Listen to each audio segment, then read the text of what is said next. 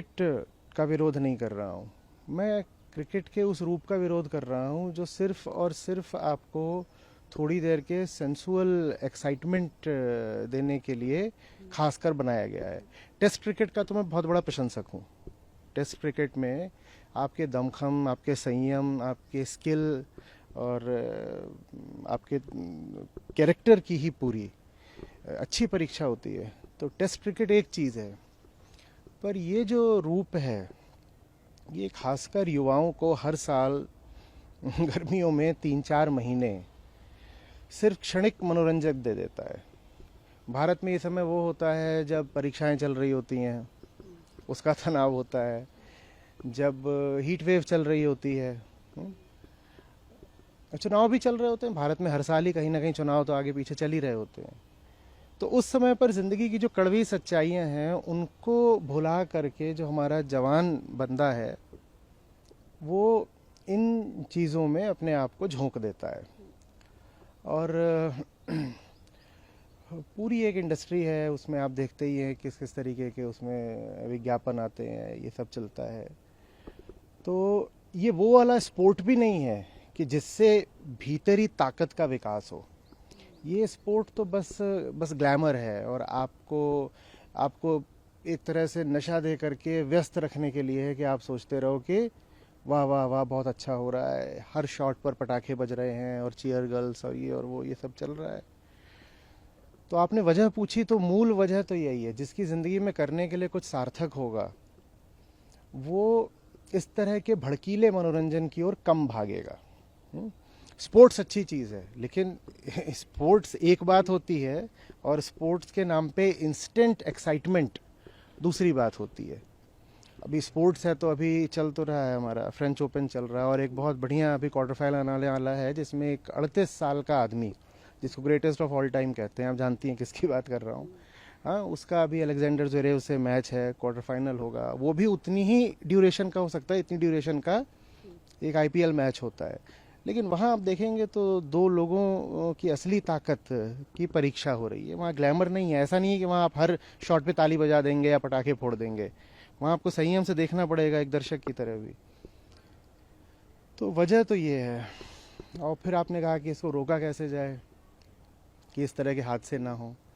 देखिए, जो तात्कालिक काम करना चाहिए वो तो यही है कि साहब क्राउड मैनेजमेंट करना सीखें सरकारें और जो स्थानीय प्रशासन है, क्योंकि इस तरह का काम अगले साल भी होगा, फिर से भी होना है। तो भीड़ फिर जमा होगी। जब पता है कि भीड़ जमा होती है तो उसमें जितने लोग जिम्मेदार हैं, जितने लोग उसमें स्टेक होल्डर्स हैं, जितने लोगों को उस पूरे टूर्नामेंट से फ़ायदा हुआ है, उन लोगों को चाहिए कि समुचित व्यवस्था करके रखें। पर ये बहुत एकदम एक तरह का क्विक फिक्स है जो बोल रहा हूँ। जो इसका लॉन्ग टर्म सॉल्यूशन है वो तो यही है, हमें राष्ट्र की वास्तविक तरक्की चाहिए। आप देख रहे हैं न्यूज UNI।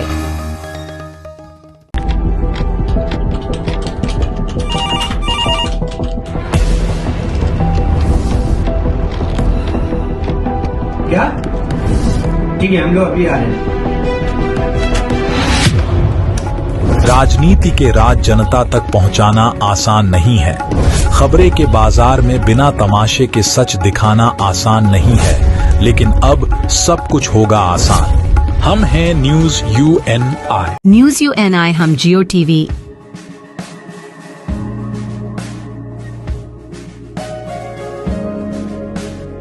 ई बाबा,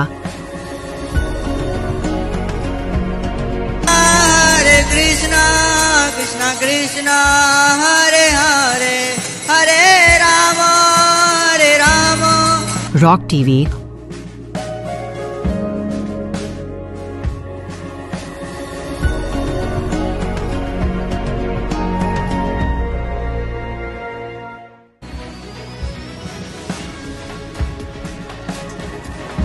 और प्ले ऑन TV पर उपलब्ध हैं। हरे कृष्णा कृष्णा कृष्णा हरे हरे हरे राम हरे राम। अधिक अपडेट के लिए YouTube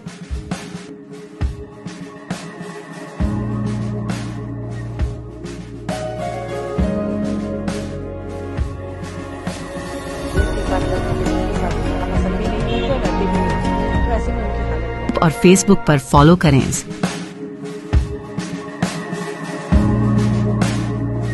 साल में एक वंदे भारत एक्सप्रेस पूरे देश की पहली पसंद बन गया है। फिलहाल इन गाड़ियों का परिचालन श्रीनगर से श्री माता वैष्णो देवी कटरा के बीच ही किया जाएगा। वंदे भारत एक्सप्रेस पूरे देश की पहली पसंद बन गया है। कंफर्टेबल यात्रा, नए ढंग के कोच, बहुत बड़ी बड़ी विंडशील्ड और विंडोज और तमाम तरह की बेहतर सुविधाओं के लिए वंदे भारत एक्सप्रेस अपनी एक विशिष्ट पहचान बना चुका है। और अब जबकि जम्मू से लेकर श्रीनगर के बीच में रेलवे लाइन तैयार हो गई है, तो भारतीय रेल ने फैसला लिया है कि इस रेल खंड पर जो पहली यात्री ट्रेन चलेगी वह वंदे भारत होगी और एक साथ दो वंदे भारत एक्सप्रेस की सौगात जो है हम जम्मू और श्रीनगर के लोगों को देने जा रहे हैं। पहली जो वंदे भारत एक्सप्रेस प्रारंभ की जा रही है उसका नंबर 26401 26402 है। 26401 जम्मू तवी श्रीनगर वंदे भारत एक्सप्रेस जो है वह मंगलवार को छोड़ करके बाकी 6 दिन चलेगी। यह गाड़ी प्रतिदिन जम्मू तवी स्टेशन से 6:20 पर खुलेगी और बाद में फिर 8:10 पर श्री माता वैष्णो देवी कटरा से चलेगी। फिर बनिहाल के रास्ते यह गाड़ी 11:10 पर श्रीनगर पहुंचेगी। अभी जम्मू तवी रेलवे स्टेशन के रीडेवलपमेंट का काम चल रहा है। उसका विकास हम लोगों ने अमृत स्टेशन के रूप में करने का फैसला लिया है और काफी तेजी से काम हो रहा है। इसलिए जब तक वह काम संपन्न नहीं हो जाता है तब तक यह गाड़ी जो है वह श्री माता वैष्णो देवी कटरा और श्रीनगर के बीच में चलेगी। इसी तरह से जो दूसरी ट्रेन है वह 26402 है। यह ट्रेन श्रीनगर से प्रतिदिन 14 बजे खुलेगी और बनिहाल में एक इसका स्टॉपेज है। इसके बाद 17:05 पर श्री माता वैष्णो देवी कटरा पहुंचेगी। बाद में इस ट्रेन का विस्तार भी हम लोग जम्मू तवी तक करेंगे। एक और जो सेट है ट्रेन की वो है 26403 26404। तो प्रतिदिन 26403 जम्मू तवी से 13:20 पर खुलेगी। फिर यह गाड़ी 14:55 पर कटरा से खुलेगी और 18 बजे श्रीनगर पहुंचेगी। 26404 जो है वह श्रीनगर और जम्मू तवी के बीच में वंदे भारत एक्सप्रेस है और इसका परिचालन वेडनेसडे के अलावा बाकी सभी दिन किया जाएगा। और यह गाड़ी प्रतिदिन श्रीनगर से सुबह 8 बजे खुलेगी, 9:02 पर यह बनिहाल पहुंचेगी और फिर 11:05 पर इसका समय श्री वैष्णो माता धाम जो है कटरा का है वहां पर रखा गया है। 12:40 पर यह गाड़ी जम्मू तवी पहुंचेगी। एक बार पुनः स्पष्ट कर दूं कि जम्मू तवी में अभी अमृत स्टेशन के तहत विकास का काम चल रहा है।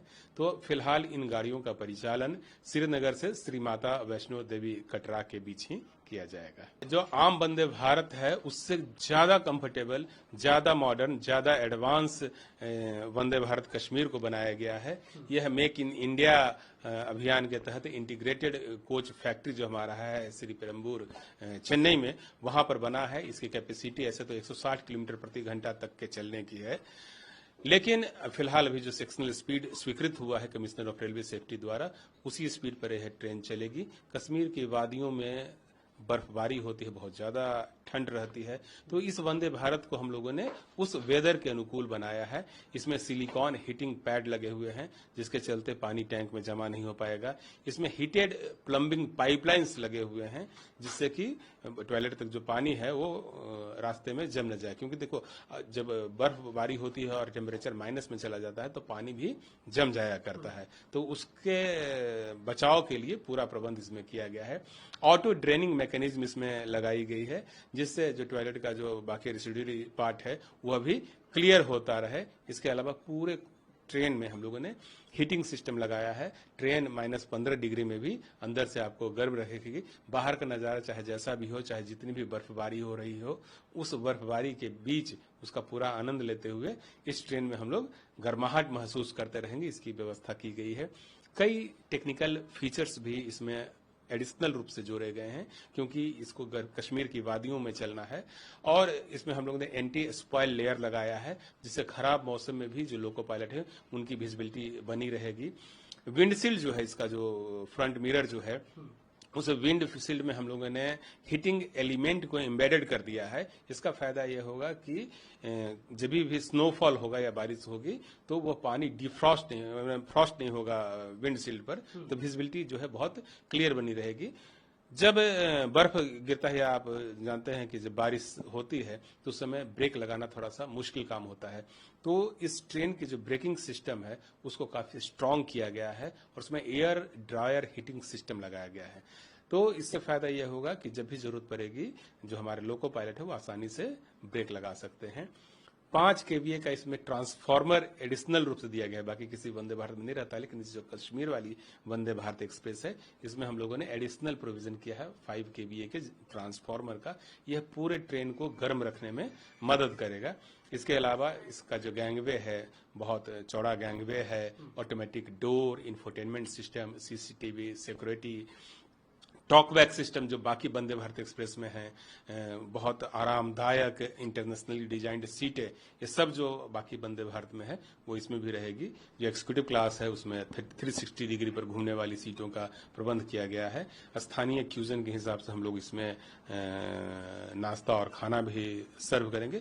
तो अपने आप में यह एक ऐतिहासिक पल है जबकि कश्मीर की वादियों में वंदे भारत एक्सप्रेस को चलाने की तैयारी है। माननीय प्रधानमंत्री जी इस गाड़ी को फ्लैग ऑफ करेंगे और वह पल हम सबके लिए गर्व का होगा जब हम पूरे देश से जम्मू में और फिर जम्मू से या कटरा से श्रीनगर की यात्रा भारतीय रेल के माध्यम से, अपनी ट्रेन के माध्यम से कर सकेंगे। इंडियन रेलवे की जब बात आए और नई ट्रेनों की बात आए तो लोग जानना चाहते हैं उसका भाड़ा, उसका फेयर कितना होगा जो कन्वीनियंट है। देखिए, इस गाड़ी का परिचालन ऐसे तो 6 तारीख को चालू होगा, पहली यात्रा होगी।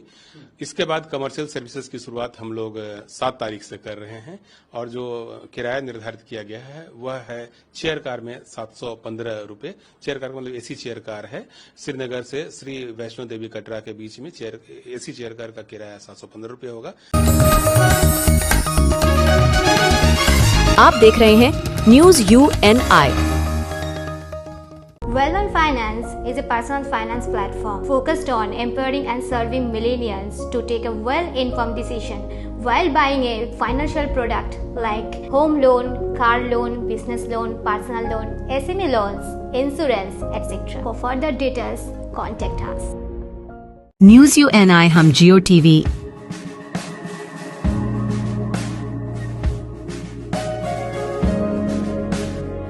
बाबा,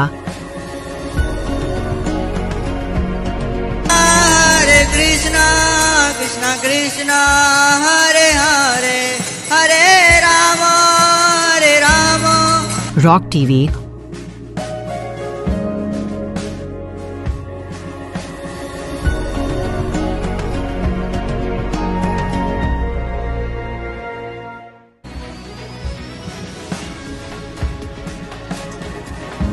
और प्ले ऑन TV पर उपलब्ध हैं। हरे कृष्णा कृष्णा कृष्णा हरे हरे, हरे राम हरे राम।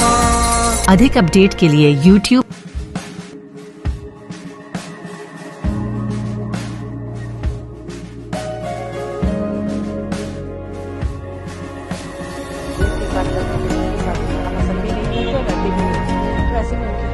और Facebook पर फॉलो करें।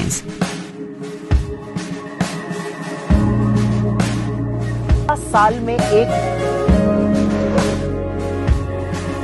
सबसे पहले तो हमारे सारे मुस्लिम बंधुओं भाइयों बहनों को शुभकामनाएं ईद की। और जो कि मैं हमेशा कहता रहा फिर कहूँगा, धर्म को और धार्मिक त्योहारों को हमें उनके मूल में जाकर समझना। तो बात शुरू कहाँ से? कुरान में आता है, बाइबल में भी आता है। पैगंबर इब्राहिम है, उनको सपना सपने में उनको हुक्म होता है अल्लाह की ओर से, ये अपने बेटे की कुर्बानी दे। वो कहते हैं ठीक, और बेटे से भी बात करते हैं। बेटा कहता है आपको जो आज्ञा हुई है आप इसका पालन करिए और मैं अडिग रहूंगा, मेरी फिक्र है।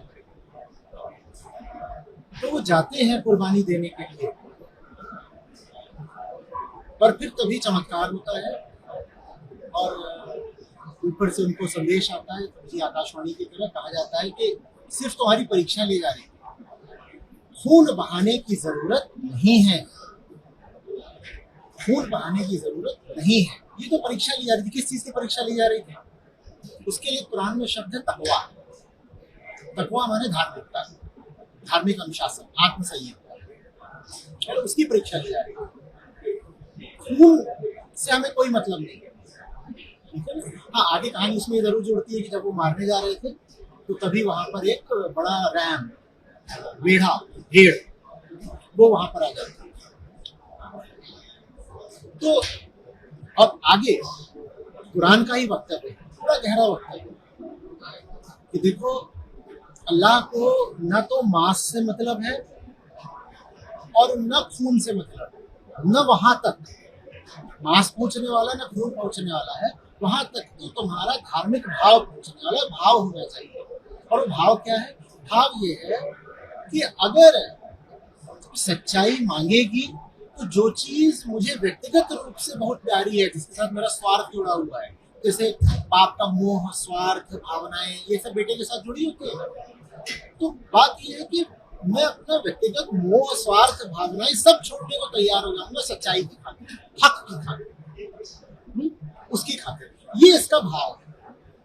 इसमें खून बहाना कहीं से शामिल नहीं है। और जब स्वयं कुरान में ये लिखित है कि भाई न मांस से मतलब है, न खून से मतलब है, तकवा, तुम्हारी धार्मिकता, तुम्हारी असलियत, तुम्हारे हृदय की निर्मलता, इससे मतलब, तो हम क्या कर रहे हैं भाई? हमें बात किसकी माननी है? ग्रंथ के मर्म की, या जो परंपरा चली आ रही है उसकी माननी है? जो धर्म ग्रंथ है कुरान, वो कहीं भी नहीं कहता कि अनिवार्य है जीव हत्या। वही अगर ऐसी कोई आयत दिखा दे तो बात अनिवार्य कहीं भी नहीं किया गया है। हाँ, कहीं कहीं दूसरे धर्मों में या धार्मिक धाराओं में पूरी तरह पाबंदी है जीव हत्या की, कुरान में पाबंदी नहीं है। पाबंदी नहीं है लेकिन अनिवार्य भी नहीं किया गया है। खासकर धर्म के नाम पर मारना तो बिल्कुल भी अनिवार्य नहीं किया गया है। तो हमें जो जो धर्म है उसके केंद्र में जाकर के उसका पालन करना है। जो परंपरा चली आ रही है, और परंपरा के पीछे ना किसी समय की संस्कृति, रीति रिवाज जिम्मेदार होते हैं। उदाहरण के लिए इस्लाम के शुरुआती दिनों में तो परंपरा के रूप में गुलामी भी चलती थी, पर आज तो कोई मुस्लिम गुलामी का समर्थन नहीं करेगा। हमें परंपरा का थोड़ी पालन करना है, जो परम है, जो सर्वोच्च है, उसकी बात का पालन करना है। और उसकी बात यह है कि मुझे अपना दिल दिखाओ, क्या तुम मेरी खातिर अपने सब स्वार्थ और जितनी कामनाएं होती हैं और तुम्हारे जितने बंधन होते हैं, तुमने जितनी जगह झूठ मूठ के अपने नाते जोड़ रखे होते हैं, क्या तुम ये सब पीछे छोड़ने को तैयार हो सच्चाई की खातिर? असली मुसलमान का ये फर्ज है कि आज के दिन इस चीज को याद करें। और अगर इस चीज को याद करना है तो फिर हमें ये भी स्पष्ट हो जाता है कि कुर्बानी का असल मतलब क्या हुआ। कुर्बानी का मतलब हुआ भीतर जितने भी दोष बैठे हुए हैं हमें उनको छोड़ना है। कुर्बानी का ये थोड़ी मतलब है कि आप एक जानवर को ले आए हो और उस जानवर के धर्म से कोई लेना देना नहीं। आप कहते हो कि मैं उसकी गर्दन जब काटता हूं तो उसी तो जन्नत पहुंच जाता है, ये कैसे हो जाएगा? आप पता हो सकता है क्या? ये जानवर की जान क्यों ली जाए? जो मालिक है वो क्या जानवर की जान मांग रहा है? नहीं, वो आपका दिल मांग रहा है, वो आपकी सच्चाई मांग रहा है, वो अपनी ईमान देखना चाहता है। तो इस तरह से मनाया जाना चाहिए। लेकिन देखिए, धर्म का क्षेत्र ऐसा ही होता है, इस्लाम हो और चाहे दुनिया भर की बाकी धार्मिक धाराएं, सब में यही होता है कि हम परम को छोड़कर परंपरा का पालन करना शुरू कर देते हैं। हमारे लिए परंपरा ज्यादा बड़ी चीज होती है। हम कहते हैं ऐसा तो हम करते आए हैं पिछले इतने 100 सालों से, 1000 सालों से, तो हम अभी भी करेंगे। साहब, आप क्यों करोगे? पहले तो और भी बहुत कुछ होता था जो आपने खुद ही छोड़ दिया। आप क्या नहीं छोड़ना चाहोगे, वो चीज नहीं छोड़ना चाहोगे तो छोड़ी जा ही नहीं सकती। माने सच्चाई, माने खुदाई, उसको छोड़कर बाकी सब तो वक्त के साथ बदलता रहता है। हम न जाने कितनी चीजों में कभी यकीन करते थे, आज हमें साइंस ने दिखा दिया कि वो चीजें फालतू की है, हम उन पर यकीन नहीं करते। न जाने कितनी कुप्रथाएं चलती थी। उदाहरण के लिए पैगंबर मोहम्मद के समय में उन्हीं के खिलाफ वो लड़े भी थे, क्या उनको छोड़ा नहीं गया? कल्चर जो होता है, वो कल्चर भी मुस्लिम दुनिया भर में फैले हुए हैं, लेकिन कल्चर हर क्षेत्र का अलग अलग होता है। तो ये बाध्यता थोड़ी होती है कि मुसलमान हो तो ऐसे कल्चर माने आदत, ऐसे कल्चर का, ऐसी संस्कृति का पालन करना ही करना है। अरब का मुसलमान जैसे रहता है, जीता है, सोचता है, खाता है, पीता है, अभिवादन करता है, उसके जो रस्म रिवाज होते हैं भारतीय मुसलमान से अलग होते हैं। ये सब चीजें तो अलग होती ही है, जगह के हिसाब से भी अलग होती है, स्पेस के हिसाब से भी, और टाइम के हिसाब से बदलती रहती है। जो एक चीज है जो कभी नहीं बदलनी चाहिए वो है सच्चाई। उसको छोड़ करके बाकी सब पे तो हमें थोड़ी अपनी सोचना पड़ेगा ना कि हम कर क्या रहे हैं। वैसे ही दुनिया में देखिए इतना बड़ा ये एक अत्याचार होता है, पाप होता है कि हम अपनी स्वार्थ की खातिर किसी दूसरे बेगुनाह बेजुबान की जान लेते रहते हैं, ठीक है। और बकरीद के दिन जो आमतौर पे बाकी 364 दिनों में जो जानवर काटे जाते हैं उनकी तादाद लगभग दोगुनी हो जाती है। तो ये वैसे ही गलत है। बात ये नहीं है कि मैं बकरीद पर आक्षेप कर रहा हूँ, मैं तो 365 दिन बोलता हूँ कि तुम ये जो कर रहे हो बहुत गलत है। जानवर की जान तुम धार्मिक वजह बता करके लो, और चाहे जबान की स्वाद की खातिर लो, किसी भी वजह से तुम जानवर की जान लो, बिल्कुल गलत है, बिल्कुल गलत है। और मैं उनको पाखंडी भी बहुत मानता हूँ जो 364 दिन तो पशु हत्या का विरोध नहीं करते, लेकिन सिर्फ बकरीद के दिन जाकर के कहते हैं कि देखो ये क्या हो रहा है, गलत हो रहा है। अगर ये गलत है तो 365 दिन गलत है। और इस पर उंगली उठाने का हक तभी है जब आप कहें कि मैं सिद्धांत से, प्रिंसिपल से समझता हूँ कि ये चीज बिल्कुल भी ठीक नहीं है। न सिर्फ उस जानवर के लिए ठीक नहीं है, मेरे लिए ठीक नहीं है, मेरे बच्चों के लिए ठीक नहीं है। जो इंसान जानवर के प्रति निर्मम हो गया वो सबके प्रति निर्मम हो गया। निर्मम से मेरा आशय यहाँ पे क्रूर है, जिसमें करुणा नहीं बची पशु के लिए, पर्यावरण के लिए, उसमें फिर अपने बच्चे के लिए भी करुणा कहाँ से आ जाएगी? आपकी इंसानियत ही घट जाती है, चाहे आप साल के किसी दिन का। तो मैं उन लोगों में से नहीं हूँ जो सिर्फ एक दिन आकर के कहते हैं कि अरे अरे अरे बड़ा अनर्थ हो गया, बड़ा गुनाह हो गया, इतने सारे बकरे और भेड़ और ऊँट काट दिए गए। मैं साल में प्रतिदिन बोलता हूँ कि ये गलत हो रहा है, लेकिन और ज्यादा बुरा लगता है जब ये सब कुछ धर्म के नाम पर होता है। और तो इसलिए जब बकरीद आती है तो ये आदमी को बात उठती है कि धर्म का मतलब तो करुणा होना चाहिए। धर्म का मतलब तो होना चाहिए अपनी जान देकर भी दूसरे की जान बचाना। क्या यही धार्मिक आदर्श नहीं है? जब ये धार्मिक आदर्श है तो हम धर्म के नाम पर खून खच्चर क्यों कर रहे हैं, वो भी इतनी बड़ी तादाद पर? ये धर्म कैसे हो सकता है? और ये धर्म है भी नहीं, धर्म ग्रंथ इसका समर्थन भी नहीं कर रहा है, लेकिन फिर भी परंपरा के नाम पर इसको आगे बढ़ाया जा रहा है, बढ़ाया जा रहा है, बढ़ाया जा रहा है। अरे भाई, आप कहते हो कि मैं गरीबों को खाना देता हूँ, तो गरीब मांस थोड़ी मांग रहा है, आपको गरीब की भलाई करनी है। यही कहा जाता है कि गरीब को दान दिया जा रहा है, उनको ज़कात दी जा रही है। गरीब की भलाई करनी है तो गरीब की जो पहली जरूरत है वो कोई मांस थोड़ी है। आप किसी गरीब से आकर पूछो तो सही से सचमुच क्या चाहिए? उसे अपने बच्चे की स्कूल की फीस के पैसे चाहिए, उसको घर में और कुछ काम है वो चाहिए, उसकी बेटी है वो कॉलेज जा रही है पर वो पहुंच नहीं पाती है क्योंकि उसके पास एक साइकिल तक नहीं है, उसको साइकिल खरीद करके दे दो। दान करने का ये क्या तरीका है कि मैं जानवर काटूंगा और उसका मांस दान करूंगा? अरे और कुछ नहीं तो उसके हाथ में रुपया रख दो, उस रुपए का कुछ इस्तेमाल देख लेगा उसको क्या करना है। जाकर के अस्पतालों में दान कर दो, स्कूलों में दान कर दो, न जाने कितनी ऐसी जगह हैं और बहुत अच्छी संस्थाएं होंगी जहाँ पर आप जाकर के दान कर दीजिए। तो ये जो कुतर्क दिया जाता है कि देखो हम अपने लिए थोड़ी जानवर काट रहे हैं, धर्म के लिए काट रहे हैं, और काटने के बाद उसका इतना हिस्सा हम गरीबों को दे देते हैं। हम अपने दिल पे हाथ रखकर पूछेंगे तो हमें पता है कि ये सारी बातें ये ईमान की नहीं है, और अगर ईमान की नहीं है तो ये खून खच्चर रोकना पड़ेगा। कम से कम जिनको बात समझ में आई है, जो चाहते हैं कि वो सचमुच ईमानदारी भरा जीवन जिए, उनको ये सब रोकना ही पड़ेगा। दुनिया के सामने इस वक्त बड़े से बड़ा संकट है क्लाइमेट क्राइसिस, और हमसे ये बात छुपाई जाती है क्योंकि त्योहार का इस वक्त माहौल है, तो इसलिए सच्चाई सामने आए, अच्छा है। हमसे बात छुपाई जाती है कि क्लाइमेट क्राइसिस में फॉसिल फ्यूल बर्निंग के बाद सबसे बड़ा योगदान एनिमल एग्रीकल्चर का है, माने मांसाहार। ये जो जानवर खड़ा करा जाता है खाने के लिए, उसको खाना यूं ही नहीं आ जाता। कितने करोड़ जानवर प्रतिदिन कटते हैं, बड़े जानवर, मछलियां वगैरह हटा दीजिए, बड़े जानवर प्रतिदिन आदमी के खाने के लिए कटते हैं, उसका हिसाब देखिए। उन जानवरों को क्या ऐसी सहज प्राकृतिक रूप से कहीं खाना मिल जाता है? नहीं, जंगल के जंगल काटे जाते हैं ताकि खेत निकले और उस खेत पर जो अन्न पैदा होता है जानवरों को खिलाया जाता है। दुनिया की 70% खेती इसलिए हो रही है ताकि जानवरों को खिलाया जा सके। क्यों? ताकि आप उन जानवरों का मांस खा सकें।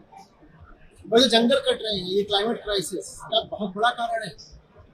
वो जो आप जानवर पैदा करते हो वो कई तरीके से कार्बन उत्सर्जित करता है, एमिट करता है। ये क्लाइमेट क्राइसिस का बहुत बड़ा कारण है। ये बात हम ला नहीं रहे साहब। तो जब जानवरों को काटना, मांसाहार दुनिया की इस वक्त सबसे बड़ी समस्या का इतना बड़ा कारण है, तो हम त्योहार जानवर को काटकर कैसे मना सकते हैं? बल्कि होना तो ये चाहिए कि आदमी कहे कि मैं शायद साल में कभी 1-2 दफे भूल चूक से खा लेता हूँ, पर मैं त्योहार के दिन तो बिल्कुल नहीं खाऊंगा, क्योंकि सच्चाई का त्योहार है भाई। ईद माने क्या होता है? उत्सव है, सच्चाई का उत्सव, धार्मिक उत्सव।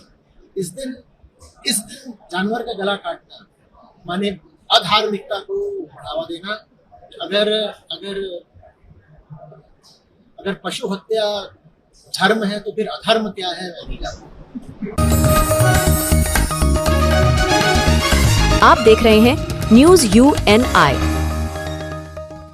Wellman Finance is a personal finance platform focused on empowering and serving millennials to take a well-informed decision while buying a financial product like home loan, personal loan, business loan, loan against property, credit card, car loan, SME loan, insurance, etc.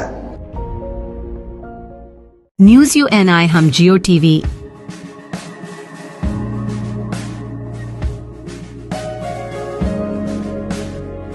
Baba, Krishna Krishna Hare Hare, Hare Ram rock TV,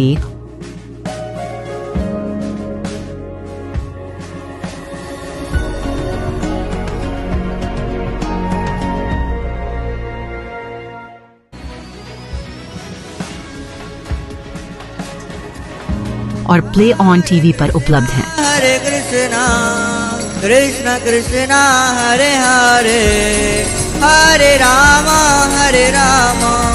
अधिक update के लिए YouTube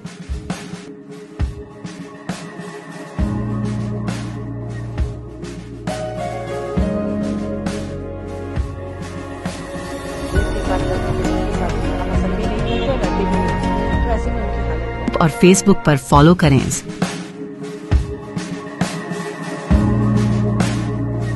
साल में एक पूरी party को ये प्रश्न के जवाब मिले ताकि देश के सामने दूध का दूध पानी का पानी आ सके। आप देश के विपक्षी दल, सबसे बड़ा विपक्षी दल रहा है, जिसने कितने प्रधानमंत्री इस देश को दिए हैं, उसके बारे में आप उसके नेता के बारे में ऐसी बात कहें तो ये बाहर क्या संदेश भेजता है? आप तथ्य पेश नहीं कर रहे हैं तो आप ना करिए, हम प्रश्न पूछेंगे। प्रश्न पूछे जा रहे हैं, उससे आपको ये कुंठा क्यों है कि कोई प्रश्न पूछा जा रहा है? सवाल पूछने पर आप किसी को बुरा भला कहना शुरू कर रहे हैं और गाली गलौज शुरू करते हैं, ये तो अच्छी बात नहीं है। लोकतंत्र का विरोध है, ये लोकतंत्र के अगेंस्ट है। ये हमारी पार्टी ने हमको कहा था जाने के लिए, हमारी पार्टी की तरफ से गए थे, हम लोग अपनी मर्जी से नहीं गए थे। तो जब पार्टी भेजती है तो पार्टी को सोच समझ कर ही भेजती है। पार्टी ने ये माना कि कुछ बातें हैं जिसमें हमको मिलकर, पूरे देश को मिलकर एक भाषा में और एक ध्वनि में अपनी बात कहनी चाहिए। जो आतंकवाद का विरोध है, जिस विरोध में पार्टी को छोड़िए, देश को छोड़िए, पूरा विश्व एकजुट है, पूरा विश्व आतंकवाद के खिलाफ है, इसमें तो दो राय नहीं है। तो आतंकवाद का विरोध करने के लिए और आतंकवादिक गतिविधियों के बारे में थोड़ा सा विस्तार से लोगों को बताने के लिए हमारी पार्टी ने हमसे कहा था कि आप सरकार के डेलीगेशन में जाएं।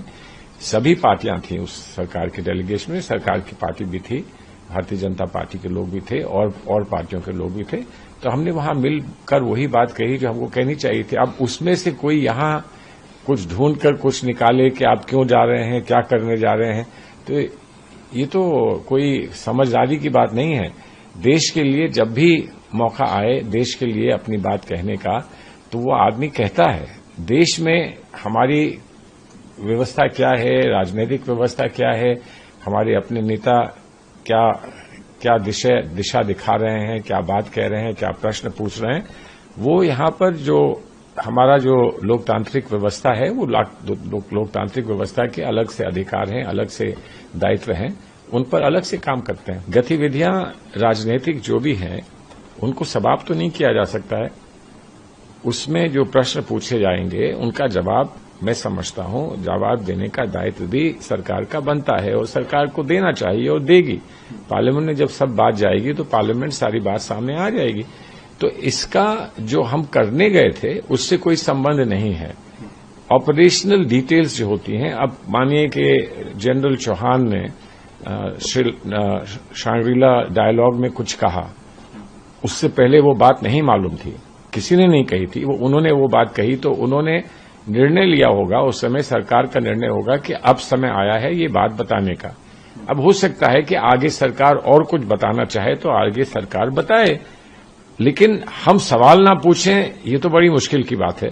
लेकिन वो सवाल यहां देश में पूछे जा रहे हैं, बाहर जाके नहीं वो सवाल पूछे, यहां पूछे जा रहे हैं और यहां जो सवाल पूछे जाएंगे उसमें सभी साथ रहेंगे, पूरी पार्टी साथ रहेगी और पूरी पार्टी को ये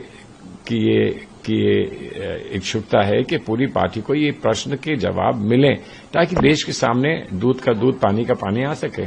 गलत है कि आप देश के विपक्षी दल, सबसे बड़ा विपक्षी दल रहा है, जिसने कितने प्रधानमंत्री इस देश को दिए हैं, उसके बारे में आप उसके नेता के बारे में ऐसी बात कहें तो ये बाहर क्या संदेश भेजता है। ये अच्छी बात है, वो ऐसा कह रहे हैं, कोई अच्छी बात है। तो हम तो मानते हैं कि ये एक बहुत दुख का विषय है कि ऐसी बात कही जा रही है। आपको कोई तथ्य पेश करने हैं तो करिए, आप तथ्य पेश नहीं कर रहे हैं तो आप ना करिए, हम प्रश्न पूछेंगे। प्रश्न पूछे जा रहे हैं उससे आपको ये कुंठा क्यों है कि कोई प्रश्न पूछा जा रहा है। पार्लियामेंट में या लोकतंत्र में प्रश्न पूछने का अधिकार होता है, हर व्यक्ति का अधिकार होता है और जो लीडर ऑफ ऑपोजिशन होता है उसका दायित्व भी होता है, अधिकार छोड़िए दायित्व भी होता है। तो उस पर ऐसी प्रतिक्रिया करना मैं समझता हूं बहुत अफसोस की बात है। हम वो कहने गए थे जो देश की तरफ से एक ध्वनि और एक भाषा में कहना था, वो कहने गए थे। और जैसे मैंने ये बताया कि हम जो वास्तविकता थी, जो देश में हुआ, जो पहलगाम में हुआ, जिसका बड़ा दुख पूरे देश को है, उसको स्पष्ट करने के लिए, उसको विस्तार से बताने के लिए हम गए थे। कुछ लोगों को पहले से मालूम था, कुछ लोगों को हमारे जाने से और कुछ समझ में आया, कुछ पता चला, हम उसके लिए गए थे।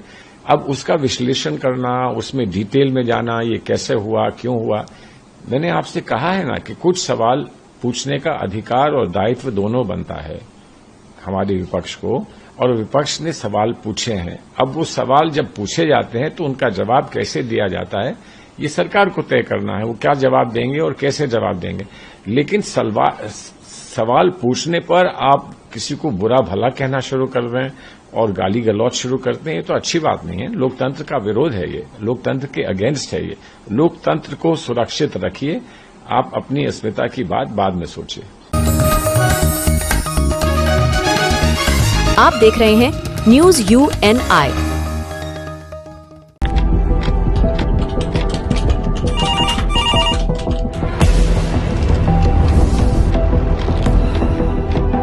क्या?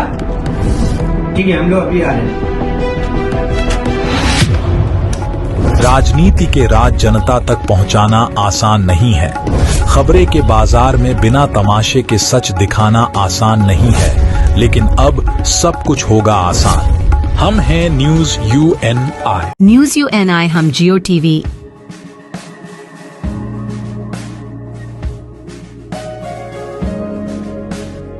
ई बाबा, कृष्णा कृष्णा हरे हरे, हरे राम रॉक टीवी,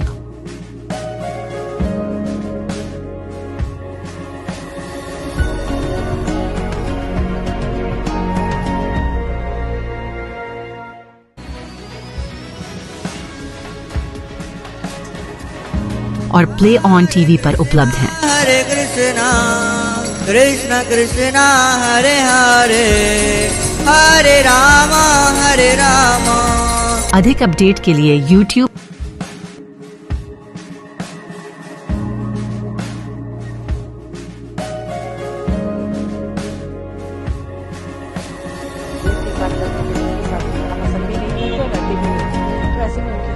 और Facebook पर फॉलो करें।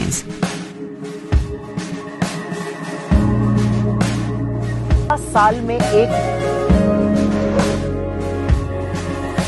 was a government manufactured stampede.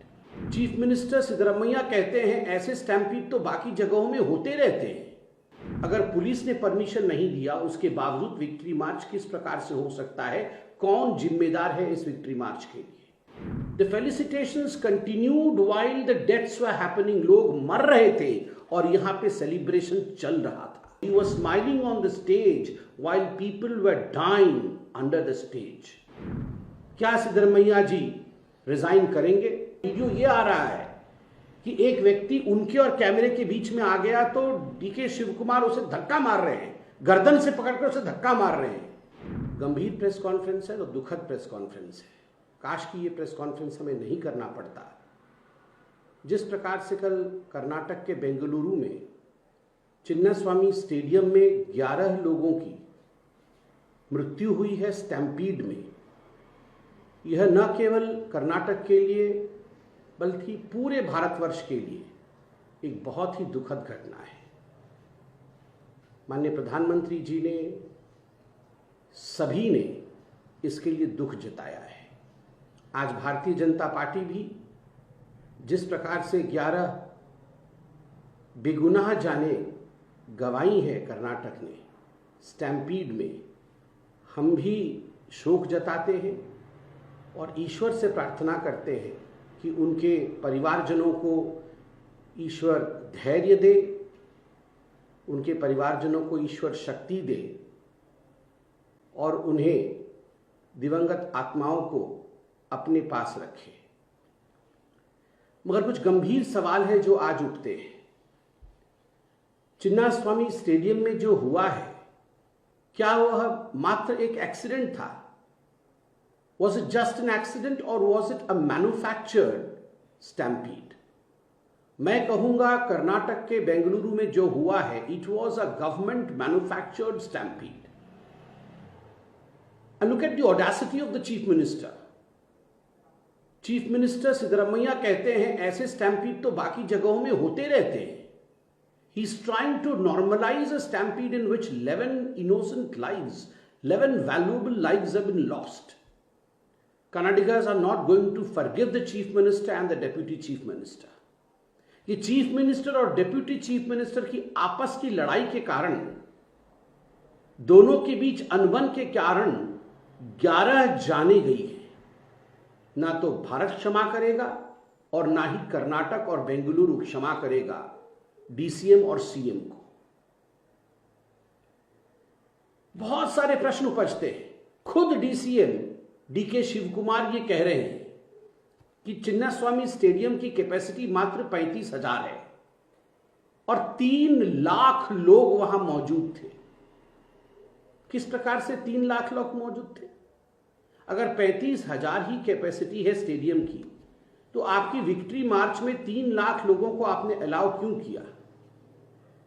And the news that is coming out is, which in fact the government of Karnataka has to answer, that the police denied any kind of permission to hold such kind of victory march. Police ने कोई permission नहीं दिया इस victory मार्च के लिए, उसके बावजूद ये विक्ट्री मार्च कराई गई। किसके कहने पर कराई गई? अगर पुलिस ने परमिशन नहीं दिया उसके बावजूद विक्ट्री मार्च किस प्रकार से हो सकता है? कौन जिम्मेदार है इस विक्ट्री मार्च के लिए? क्यों एक कोऑर्डिनेशन नहीं हुआ पुलिस और इवेंट ऑर्गेनाइजर्स के बीच में? अमूमन जब इस प्रकार के कार्यक्रम होते हैं जहां लाखों लोग शामिल होते हैं, स्वाभाविक है एक कोऑर्डिनेशन होना चाहिए। जो इवेंट ऑर्गेनाइज कर रहा है और जो पुलिस की टीम है, मेडिकल इमरजेंसी की टीम है, इनके बीच में कोई कोऑर्डिनेशन नहीं है। And the worst part was The felicitations continued. The felicitations continued while the deaths were happening. लोग मर रहे थे और यहां पे सेलिब्रेशन चल रहा था. लोगों के मरने पर उत्सव ये पहली बार हिंदुस्तान में हुआ है. धिक्कार है डीके शिव कुमार जी, धिक्कार है चीफ मिनिस्टर सिद्धरमैया जी. जो आप कह रहे हैं ऐसे इंसिडेंट होते रहते हैं. आप मुस्कुरा रहे थे. You were smiling on the stage while people were dying under the stage. लोगों के डेड बॉडीज पे आप मुस्कुरा रहे थे. You are trying to buy PR stunts. You are trying to buy few petty PR points on the dead bodies of Kannadigas, on the dead bodies of innocent people. 11 people have lost their life. More than 50 people are badly and severely injured. Many of them are critical. I pray to the Lord that इनमें से कोई जान नहीं जाए. मगर फिर भी ये हकीकत है कि 50 लोग अभी भी घायल हैं और बहुत लोग क्रिटिकल हैं. उसके बावजूद फेलिसिटेशन चलता रहा. BCCI और IPL के चेयरमैन धूमल साहब ने, मैंने इंटरव्यू में देखा टीवी में, उन्होंने कहा हमें इस इवेंट के बारे में कुछ पता नहीं. ऐसा नहीं है कि इससे पहले विक्ट्री मार्चेस नहीं हुई. हमने मुंबई में भी क्रिकेट जीतने पर विक्ट्री मार्च देखा. हमने देखा किस प्रकार से KKR इन्होंने विक्ट्री परेड किया था जीतने के 2 दिन के पश्चात. MI ने विक्ट्री मार्च किया था 2 दिन के पश्चात. CSK ने विक्ट्री मार्च किया था जीतने के 3 दिन के पश्चात. और जब इंडिया T20 जीती थी तो मुझे याद है 5 दिन के बाद विक्ट्री मार्च हुआ था. ये 2 दिन, 3 दिन, 4 दिन, 5 दिन के बाद विक्ट्री मार्च क्यों होती है, उसी दिन क्यों नहीं होता है? क्योंकि ये 3, 4, 5 दिन में ऑर्गेनाइज तरीके से कितने लाखों लोग आएंगे. In fact cricket is a religion in India. Cricket fan सड़क पे उतरेंगे, ये हर कोई जानता है. तो स्वाभाविक रूप से ये पूरी तरह से अरेंजमेंट के साथ उतरना चाहिए. But in Karnataka, just because DK Shivakumar and Siddaramaiah wanted photo ops, 12 घंटे के अंदर आपने ये पूरा का पूरा आयोजन किया. 12 घंटे के अंदर आपने बाध्य किया विक्ट्री मार्च के लिए और नतीजा रहा 11 लोगों की मृत्यु और 50 से अधिक लोग आज गंभीर रूप से घायल हैं. अल्लू अर्जुन एक अभिनेता है. स्टैम्पीड हुआ था, अल्लू अर्जुन गिरफ्तार हुए थे.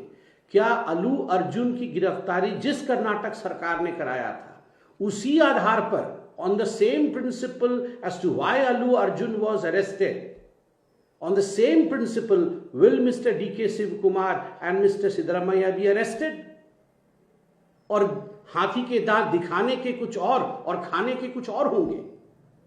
You will have a set of rules for common people and other people, and you will have a different set of rules for your own politicians. आज मैं कुछ सवाल पूछना चाहता हूं. सवाल है कि किस मुंह से सिद्धरमैया जी ने कहा कि such incidents keep on happening. क्या सिद्धरमैया जी रिजाइन करेंगे? DCM, डेप्यूटी चीफ मिनिस्टर, ने ब्लेम किया है कि क्राउड्स अधिक थी और क्राउड्स के कारण ऐसा हुआ. एक वीडियो ये आ रहा है कि एक व्यक्ति उनके और कैमरे के बीच में आ गया तो DK शिव कुमार उसे धक्का मार रहे हैं, गर्दन से पकड़कर उसे धक्का मार रहे हैं. The more important factor was the camera and DK Shiv Kumar. उनके बीच में कोई आना नहीं चाहिए. Importance was not crowd management. Importance was his PR stunt. तो क्या DK शिव कुमार माफी मांग के रिजाइन करेंगे? Question number 3, who authorized this and was there any risk management conducted? इस पूरे इवेंट को किसने ऑथराइज किया, किसने साइन किया कागजों पे, और उसके रिस्क मैनेजमेंट के बारे में क्या स्टडी हुई, वो कागज भी हम देखना चाहेंगे.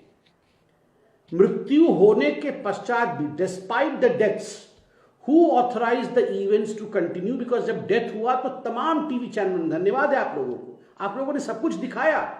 एक तरफ डेड बॉडीज, मुझे तो हृदय विदारक लग रहा है. Policeman carrying this young child in his lap, अपने गोद में उठा के वो भाग रहा है, this young child's dead body, and the other side there is laughing, cheering and garlanding, smiling. Is this the difference? साधारण आदमी मर रहा है और आप वहां पर how despite the deaths how the felicitations and how the event continued where the medical emergencies in place. आपने असेसमेंट करके एम्बुलेंसेस की संख्या और मेडिकल इमरजेंसी का वहां प्रावधान किया था या नहीं किया था? Will Allu Arjun principal apply? Allu Arjun के साथ जो किया था वो आप अपने नेताओं के साथ करेंगे या नहीं करेंगे? और despite the police not giving permission, who authorised the victory march? किसने ऑथराइज किया ये विक्ट्री मार्च? और अंत में मैं एक बात बड़ा स्पष्ट रूप से बोलना चाहता हूं. अभी तो मैं खबर में देख रहा था कि शायद 35,000 की कैपेसिटी है इस स्टेडियम की और 25,000 एक्स्ट्रा टिकट बेचे गए. ऐसा तो कभी नहीं होता है. 35,000 की कैपेसिटी और 25,000 एक्स्ट्रा टिकट बेचे गए, ऐसे कैसे हो सकता है? This is sheerly the failure of the state government. ये राज्य सरकार का फेल्योर है. The state government has to own its failure. The chief minister and the deputy chief minister have to resign for the death of 11 innocent people and for the injury that 50 people have received. और सबसे बड़ा प्रश्न उठता है, कहां है राहुल गांधी? हर दिन जो राहुल गांधी भारतवर्ष का मजाक उड़ाते हैं, भारतवर्ष के खिलाफ कहते हैं, नरेंद्र मोदी जी का मजाक उड़ाते हैं, सेना की मजाक उड़ाते हैं और कहते हैं ये मेरा डेमोक्रेटिक राइट है. कहां है वो राहुल गांधी? आज कहां छुप के बैठे हैं? क्या राहुल गांधी डीके शिव कुमार और सिद्धरमैया जी से सवाल पूछेंगे? क्या राहुल गांधी इस पर ट्वीट करेंगे और इनको तलब करेंगे दिल्ली? क्या इनसे रेजिग्नेशन लेंगे? We are waiting for the response of mister Rahul Gandhi as well and I hope mister Rahul Gandhi, since you run the government in Karnataka, you will not hide somewhere. You will come out and you will speak and you will take action against your leaders. आप देख रहे हैं news UNI. Well-Known Finance is a personal finance platform focused on empowering and serving millennials to take a well-informed decision while buying a financial product like home loan, car loan, business loan, personal loan, SME loans, insurance, etc. For further details, contact us. News UNI हम जियो TV,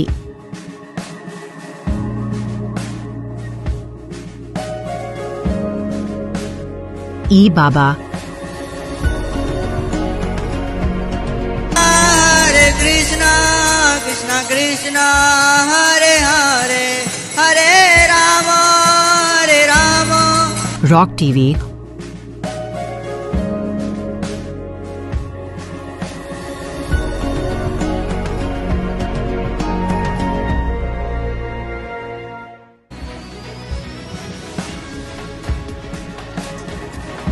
और play on TV पर उपलब्ध हैं. Hare Krishna Krishna Krishna Hare Hare Hare Rama Hare Rama. अधिक update के लिए YouTube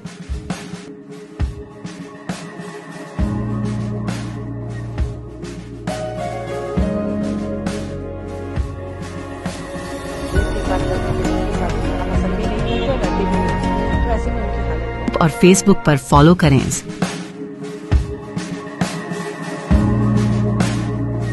साल में एक.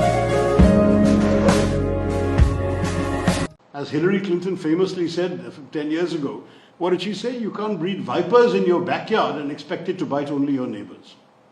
It's the old classic lesson of Dr. Frankenstein. You build a monster, it leaves your control. We cannot talk to people who are pointing a gun at our heads.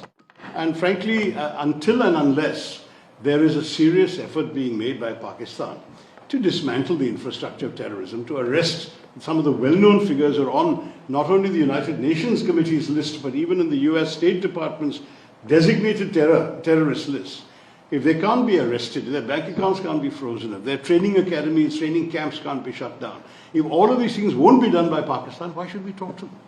It's very simple. I mean, it's if your neighbor attacks your children with their attack dogs and then says, let's talk, will you talk to them until they put away their attack dogs or euthanize them or lock them up in a kennel or leash them at least? They've done none of those things.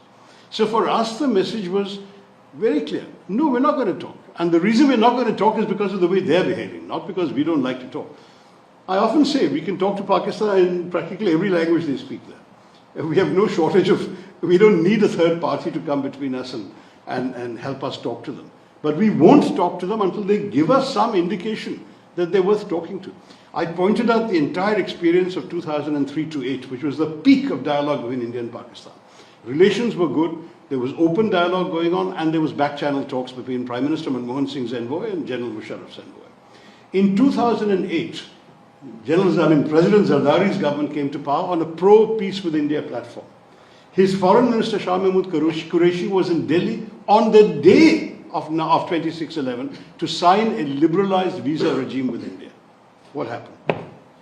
So while you're talking peace with these people, having dialogue, and everyone is giving you great assurances, some other elements in that society, in that state, deep or whatever you want to call it, came and started killing, in our case, 170 of our citizens, and not just our citizens, Americans and other nationalities were also killed in Mumbai in 26/11. So what is the point of talking to people if they can't even control what their own instruments, agencies and elements they have created in their society? If they can't control what they're doing to us, why bother to talk to them? If people we talk to are unable or unwilling to actually give us the peace we're talking about, then why talk? So just as a quick follow-up, have you had to dispel any, on your visits, have you had to dispel any sort of re-hyphenation of India and Pakistan? There hasn't been, because this answer is fully understood, first of all. Nobody has pushed back, not even senators and congressmen who asked this question, pushed back when we pointed this out. They understood the logic that you don't talk to people who are doing this to you. But on the whole question of hyphenation, I've pointed out repeatedly there can be no equivalence between a country sending terrorists and a country having its civilians killed, holidaymakers, tourists, men shot down in front of their wives and children because after being asked their religion. I mean, this kind of thing has been absolutely reprehensible, outrageous. Second, there can be no equivalence between people who are attacking and those who are defending themselves and their people and their territory and their sovereignty. There can be no equivalence. So there's no question. I said this is not about India and Pakistan. This is about India and terrorism inflicted on India. So India will act against terror, wherever it comes from. If it's coming from Pakistan, tough. They should deal with their own problems.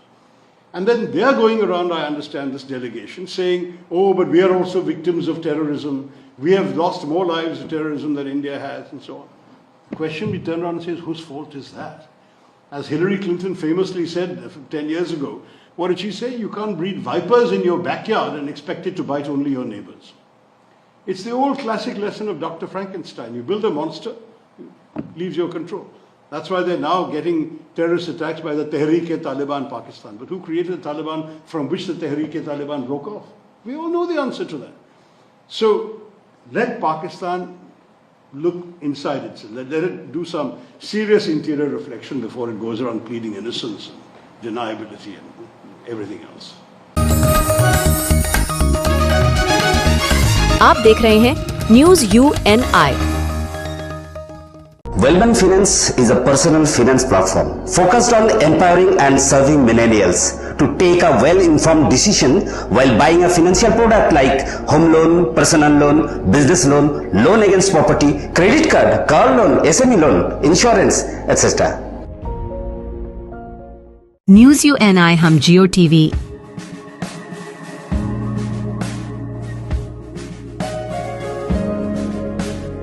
ई बाबा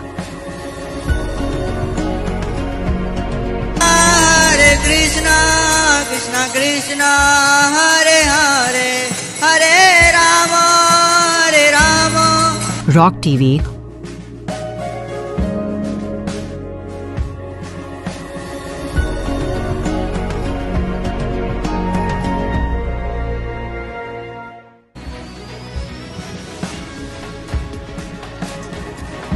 और play on TV पर उपलब्ध हैं। Hare Krishna, Krishna Krishna, Hare Hare, Hare Rama, Hare Rama.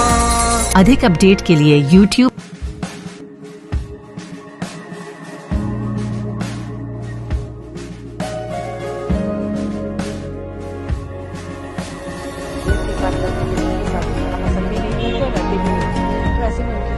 और Facebook पर follow करें।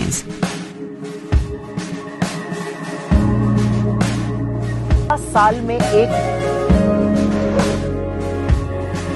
Yesterday, we were all extremely enthusiastic, extremely happy that our favorite team, RCB, won the IPL Cup after a long wait of 18 years. But this celebration, this joy was marred today by the unfortunate stampede that has happened yesterday in Bangalore, which I feel was completely avoidable. And I would also say that it was state orchestrated. Just yesterday, the Chief Minister puts out a tweet, and I want to read this tweet. The RCB team has done a job that makes the state very proud and happy. I will congratulate and honor them on the grand steps of Vidhan Sauda at 4 p.m. today. You all can be a part of this historic moment. He gives an open invitation, knowing fully well the frenzy of the crowd of the fans. And he gives this open invitation without making adequate security arrangement, safety arrangement, and crowd management protocols in place. What happened? A massive stampede. You can't blame RCB. You can't blame Virat Kohli. You can't blame the fans today. If there is one person responsible, it is the Chief Minister and the Deputy Chief Minister who wanted to hog undeserving limelight and made this an entire family function of the Congress leaders there. On stage, we see Congress leaders, their children, their daughter-in-law, son-in-law, everybody trying to take selfies with these people and hog the limelight. At whose cost? Now, my request is very simple. Lives that have gone cannot be brought back. But the state government must own up and compensate monetarily for the lives lost and support the surviving family members. There are young breadwinners who have been killed today. Who have died in this stampede today. And this would not have happened if the Chief Minister would not have, and the Deputy Chief Minister would have taken steps to ensure better crowd management. 15 days they have said we will do a magisterial inquiry. 15 days we want a report on this. But keep this 15-day report yourself in your house. Who cares? Will this 15-day magisterial report help these families? What the state government might instead do is to all those 50 plus people who are injured and are in hospital, the state government must take care of all their expenses. Second, monetary compensation should be provided by the state government generously to all those who have died here. And I also want to request the management of the RCB team this time. Perhaps you will not find, I don't think any IPL team enjoys the kind of loyalty and fanfare that RCB does. Bengalurians treat RCB and RCB team members as a part of our own family, extended family. We have been there with you in terms of joy, in times of celebration. Now it is time for RCB to also be in times of distress and challenge with the fans and their families. RCB and RCB's superstar cricketers have made hundreds of crores from the love of fans over the last so many years. I think it is the moral responsibility of RCB to also generously compensate the victims of this stampede. And this is my request to the management of the RCB. आप देख रहे हैं news UNI।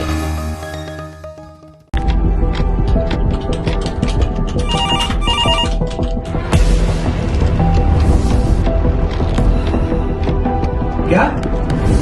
ठीक है, हम लोग अभी आ रहे हैं।